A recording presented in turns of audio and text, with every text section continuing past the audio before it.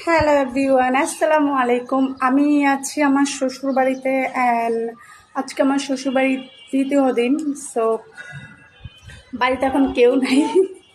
আসলে সবার সামনে ভিডিও বানাইতে আমার খুবই লজ্জা লাগে, তাই বাড়িতে এখন কেউ নাই। বাবুকে টিকা দিতে আমার ননদ গিয়েছে ডক্টরের কাছে, অ্যান্ড বাসায় আমি এখন একা আছি, আমার সাথে বেবি আছে শুধু।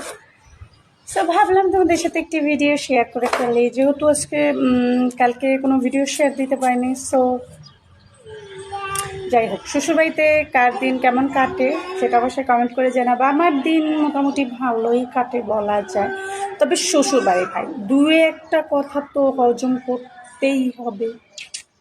অ্যান্ড যেহেতু আমার শ্বশুরবাড়ি নোয়াখালী, তারা নোয়াখালীর মানুষ, অ্যান্ড নোয়াখালীর সব থেকে বেশি বিখ্যাত হচ্ছে তোমার সুপারি।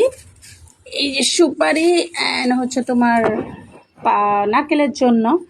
নোয়াখালীর নারকেল কিন্তু খুবই খুবই মজাদার হয়, অ্যান্ড মানে মজাদার বলতে সব নারকেলই মজাদার হয়, তবে আমার কাছে মনে হয় যে নোয়াখালীর নারকেলগুলো একটু বেশি মিষ্টি হয় এবং নোয়াখালীর নারকেলের যে শ্বাসগুলো এমন মোটা মোটা এক একটা হয়, তবে আমাদের গ্রামে আমি কখনো দেখিনি এরকম মোটা শ্বাস।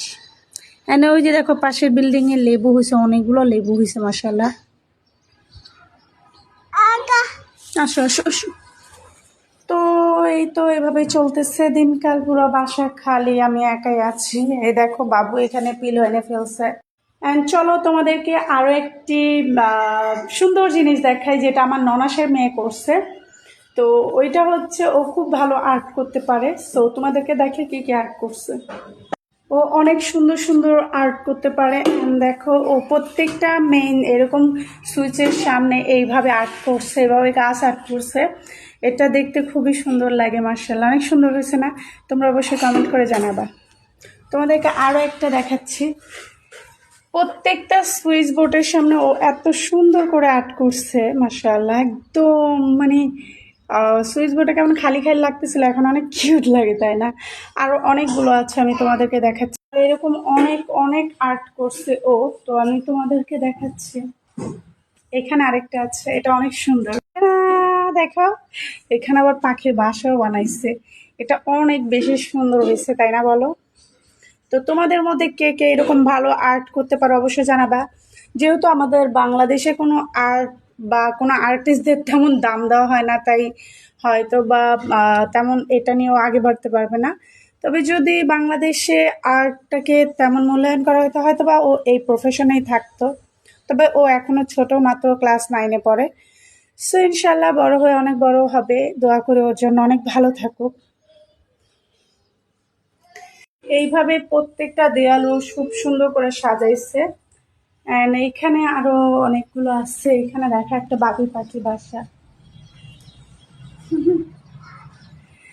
সো এই তো এইভাবেই দিনকাল চলে যাচ্ছে। আজকে দ্বিতীয় দিন, হয়তো বা আমি আজকে থাকতেও পারি, এমন হতে পারে যে আজকে বিকালে চলে যাব। সে সবাই আমার জন্য দোয়া করবা। ভালো কথা, বিবাহিত আপুরা, তোমাদের শ্বশুরবাড়িতে দিন কেমন কাটতেছে? সারাদিন শাশুড়ির সাথে ঝগড়া করে নাকি ভালোভাবে? কমেন্ট করে জানাবা। অ্যান্ড আমরা যেহেতু পরের মেয়ে ভাই, শাশুড়িদের সাথে আমাদের একটু একটু তো তর্কাতর্কি ঝগড়াঝাটি হবেই। তো কিছু করার নেই, হজম করে নিতে হবে। পরের মেয়ে আমরা, তার পেটের মেয়ে না যে আমাদেরকে সে মেনে নিবে বা তার মনের মতো সব কিছু পাবে, তাই না?